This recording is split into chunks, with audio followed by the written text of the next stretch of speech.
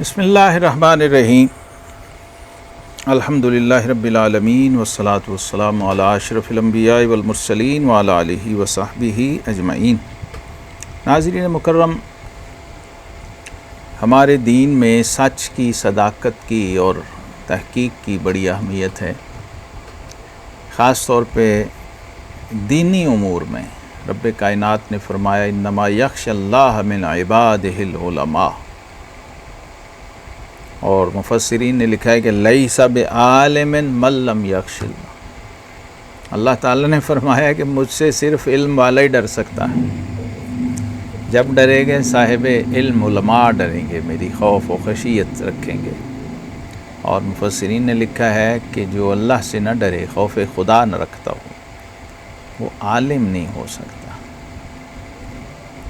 Degree کا علم اور چیز ہے اور واقعتاً علم اور چیز ہے۔ علم سے مناسبت ہونا، علم سے محبت ہونا، اور خاص طور پر علوم الحدیث جو ہے یہ ایک ایسا سمندر ہے جس میں غواصی کرنے والے بس پھر اسی کے ہو کے رہے، نے اسی میدان میں کام کیا جتنے بھی ائمہ ہیں۔ اور خاص طور پہ ایک شعبہ ہے جو تحقیق و تنقید کا ہے، جرح و تعدیل کا ہے، یا ائمہ ناقدین جو ہیں، نقد و جرح کا کام، جرح و تعدیل کا کام جنہوں نے کیا ہے، یا حدیث میں علل کا کام کیا ہے، جو خفیہ علتیں تھیں وہ بھی ڈھونڈی ہیں، باریک سے باریک چیز جسے کہتے ہیں بال کی کھال اتارنا، وہ انہوں نے اتار کے دکھائی۔ لیکن ہمارے ہاں آپ دیکھیے لاپرواہی اور بے احتیاطی اور عدم توازن کی انتہا ہے، خصوصاً ہمارے ماحول میں بہت زیادہ، کیونکہ واعظین ہیں، واعظ ہے، قصہ گوئی ہے، حکایات ہیں، واقعات ہیں جو سننے والوں کو اچھے لگیں، اٹریکشن پیدا ہو، دلچسپی پیدا ہو، تو اس پر پھر یہ ایک پورا شیطانی جال بنا گیا ہے کہ لوگوں کے مزاج کے مطابق بہت ساری حدیثیں گھڑی گئیں، اپنے عقائد و نظریات کے فروغ کے لیے گھڑی گئیں، تعصب کی وجہ سے حدیثیں وضع کی گئیں، حتیٰ کہ لوگوں کو ذکر و فکر اور عبادت اور ریاضت و مجاہدے پہ مائل کرنے کے لیے بھی حدیثیں گھڑی گئیں۔ لوگوں نے ایسی حدیثیں گھڑ لیں کہ مثلاً لوگ قرآن کی تلاوت زیادہ کریں، اس لیے ہم نے حدیث گھڑ لی، الیاذ باللہ۔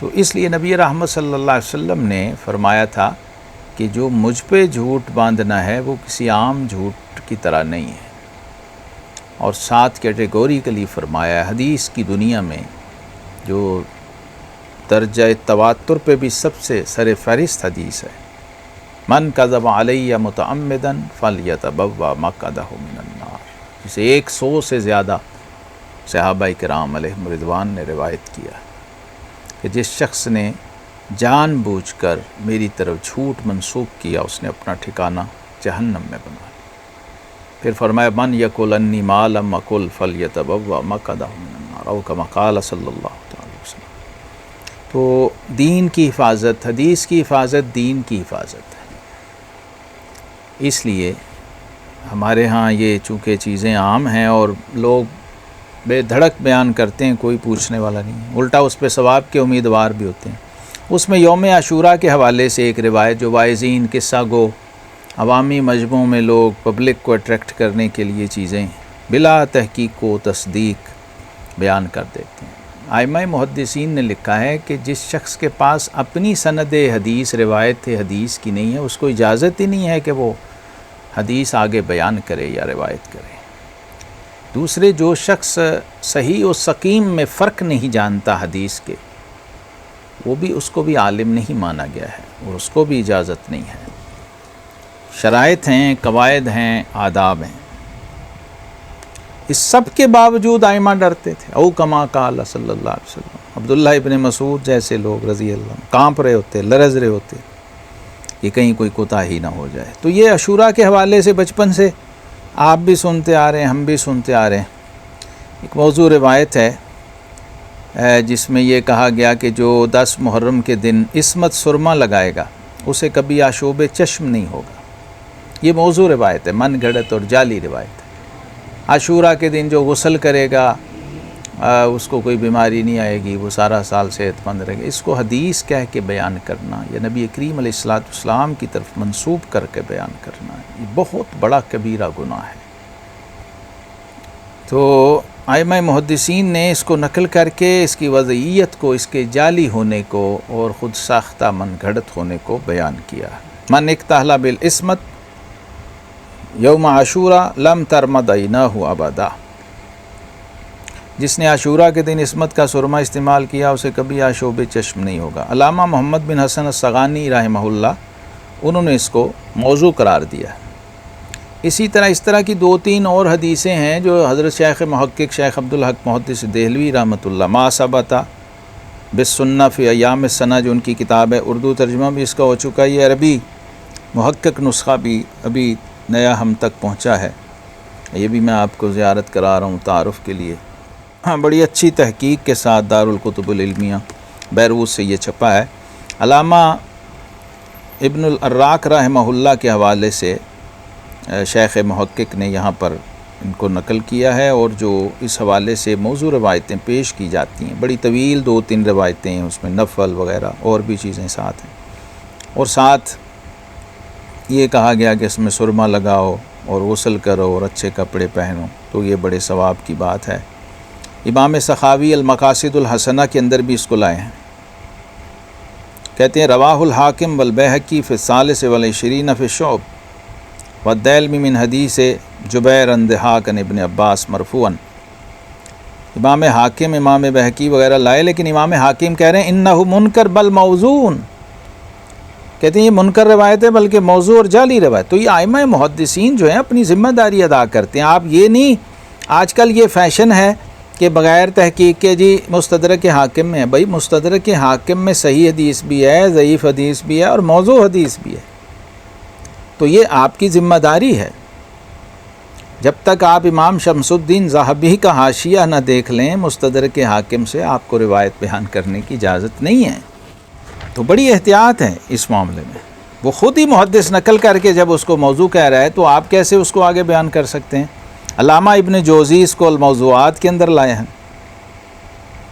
اور بیان کیا۔ ان کا احمد بن منصور الشنیزی جو ہے شاید اسی نے اس کو گھڑا ہے۔ تو ائمہ محدثین جو ہیں ان کی آراء کو دیکھنا چاہیے، اس پہ غور کرنا چاہیے۔ اسی طرح عاشورہ کے دن سرما لگانا، مشک ملا کر استعمال کرنا، اسے کبھی یا شعب چشم نہیں ہوگا۔ دوسرے صاحب نے اس میں یہ اضافہ کر دیا، پہلے تو آیا عصمت سرما، اب دوسرا بندہ راوی جو جعلی من گھڑت روایت گھڑتے ہیں لوگ، پھر اس میں جیسے چاہیں وہ تصرف کرتے تھے اور اپنے منہ سے اعتراف کیا کرتے تھے۔ جو واضعین حدیث ہیں، وضاع، کذاب، دجال، جن کی نشاندہی کی گئی تھی۔ اسی طرح علامہ محمد بن طاہر پٹنی رحمۃ اللہ علیہ، انہوں نے بھی اس کو موضوع قرار دیا، ان کی کتاب ہے باقاعدہ اس پر، موضوع روایات پر۔ من اکتحل یوم عاشورہ لم ترمد عینہ ابدا، علامہ الغزی نے بھی اس کو موضوع قرار دیا۔ اسی طرح امام سخاوی رحمہ اللہ تعالی، محمد بن عبد الرحمن السخاوی رحمہ اللہ، انہوں نے بھی اس کو بیان کیا کہ رسول اللہ صلی اللہ تعالیٰ علیہ وسلم سے ایسی کوئی روایت سند صحیح کے ساتھ ثابت نہیں ہے، اور یہ جو راوی اس میں موجود ہے وہ کہتے ہیں جویبر جو ہے، جویبر بن سعید، امام حاکم اس کے بارے میں کہتے ہیں انا ابرأ الی اللہ من عہدۃ جوابر، میں جویبر راوی کی ذمہ داری نہیں اٹھا سکتا، میں اللہ کی طرف اس سے بری ذمہ ہوں اور برات کا اظہار کرتا ہوں۔ جویبر بن سعید کے بارے میں یہ فرمایا گیا کہ اللہ کی طرف اپنی برات کا اظہار کرتا ہوں، امام حاکم کہہ رہے ہیں نیشاپوری۔ اور دوسرا جویبر کہتے ہیں ضعیف راوی ہے اور ضحاک کی ابن عباس سے ملاقات نہیں ہے۔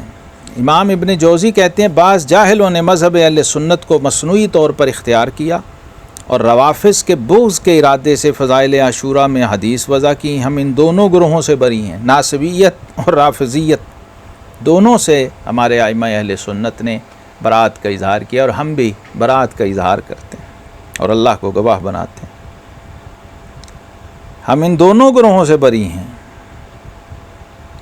جبکہ رسول اللہ صلی اللہ علیہ وسلم سے سند صحیح سے ثابت ہے کہ آپ نے عاشورہ کے روزے کا حکم دیا ہے اور اس کے فضائل بیان کیے ہیں اور اس کو 1 سال کے گناہوں کا کفارہ فرمایا ہے۔ تو اب یہ افراط و تفرید جو ہے اس کی کیا ضرورت ہے؟ امام بدر الدین عینی رحمۃ اللہ تشارح بخاری، حنفیوں کے شاہ سوار علم الحدیث کے، وہ کہتے ہیں عاشورہ کے دن سرما لگانے کی فضیلت میں کوئی روایت صحیح نہیں ہے۔ ان میں سے ایک روایت وہ ہے جسے جویبر نے دھاک انہوں نے ابن عباس سے مرفوعاً روایت کیا، فرماتے ہیں یہ حدیث موضوع ہے، اسے قاتلین امام حسین رضی اللہ نے وضع کیا۔ امام احمد بن حنبل رحمۃ اللہ فرماتے ہیں عاشورہ کے دن سرما لگانے کے بارے میں رسول اللہ صلی اللہ علیہ وسلم سے کوئی حدیث مروی نہیں ہے اور یہ بدعت ہے۔ اور امام حاکم نیشاپوری رحمہ اللہ کہتے ہیں اسے امام حسین رضی اللہ عنہ کے قاتلوں نے وضع کیا۔ اسی طرح امام سیوطی رحمۃ اللہ تعالی علیہ وہ بھی فرماتے ہیں لوگوں نے اس حوالے سے کئی بدعتیں ایجاد کر لی ہیں، اہتمام سے غسل کرنا، خضاب لگانا، سرما لگانا، مصافحہ وغیرہ جیسے ناپسندیدہ اور مبنی پر بدعت امور اختیار کیے ہیں۔ سنت صرف اس دن کا روزہ رکھنا ہے۔ ہاں، اس میں اپنے اہل و عیال پر فراخی سے خرچ کرنے کی فضیلت میں حدیث ضعیف مروی ہے جس پر ہم گفتگو کر چکے ہیں اور وہ متعدد طرق کی وجہ سے درجہ حسن پر فائز ہے۔ بے شک شیطان یہی چاہتا ہے کہ وہ لوگوں کو صراط مستقیم سے منحرف کر دے، اسے کوئی غرض نہیں کہ وہ کس طرف جاتے ہیں۔ اسی طرح علامہ فیروز آبادی نے بھی اس پر لکھا ہے کہ روزہ اس میں مستحب ہے، اور ساتھ فرماتے ہیں اس میں نفلی نمازیں، یہ جو نفل کہتے ہیں عاشورہ میں، سخاوت، خضاب لگانا، سرما اور مختلف قسم کے پکوان وغیرہ کی فضیلت میں روایت کی جانے والی تمام احادیث دروغ اور افتراء کا مجموعہ ہیں۔ اور ائمہ حدیث فرماتے ہیں اس میں سرما وغیرہ کا اہتمام بدعت ہے جو امام حسین رضی اللہ عنہ کے قاتلوں نے ایجاد کیا۔ اسی طرح کی اور بہت ساری روایات ہیں جس پر محقق شیخ عبدالحق محدث دہلوی علیہ رحمہ نے ما ثبت بالسنہ فی ایام السنہ کے اندر بھی تفصیل سے لکھا، نہ صحیح نہ ضعیف۔ اور کہتے ہیں جو یہ کہتا ہے کہ اگر عاشورہ کے دن سرما لگائیں تو اس سال میں آنکھیں نہ دکھیں گی، اور یہ کہ جس نے غسل کیا وہ سال بھر بیمار نہ ہوگا، جس نے اپنے عیال میں رزق کی وسعت اللہ تعالیٰ اس کے سال بھر میں کشادگی فرمائے گا، تو اور اس قسم کی اور باتیں، یہ کہ اس دن نماز افضل ہے، اس طرح کی اور واقعات جو مشہور ہیں عام طور پر، وہ فرماتے ہیں یہ سب موضوع باتیں ہیں، ورزی اور گھڑی ہیں، یہ حدیث میں نہیں ہیں۔ ویسے بعض بزرگوں کے تجربات میں بھی کچھ چیزیں ہوتی ہیں اور وہ آئی ہیں۔ یہ مواعظ کی ایک کتاب ہے روز الفائق، اس کے اندر لکھا ہوا ہے کہ جو 10 محرم ہے اس دن زمزم عام پانی کے اندر آگے شامل ہو جاتا۔ اگر اس کو کوئی حدیث کہہ کے بیان کرے معاذ اللہ تو وہ جھوٹ ہے، کسی بزرگ کا تجربہ ہو گیا ہو کسی وقت تو ایسا ممکن ہے۔ شیخ محقق نے بھی تقریباً یہی تحقیق بیان کی ہے جس کا میں خلاصہ اختصار کے ساتھ عرض کر چکا ہوں۔ اللہ رب العالمین ہمیں ہر قسم کے جھوٹ سے، خصوصاً اپنے حبیب کریم علیہ الصلاۃ والسلام کی ذات پاک کی طرف جھوٹ منسوب کرنے سے محفوظ فرمائے۔ وآخر دعوانا ان الحمد للہ رب العالمین۔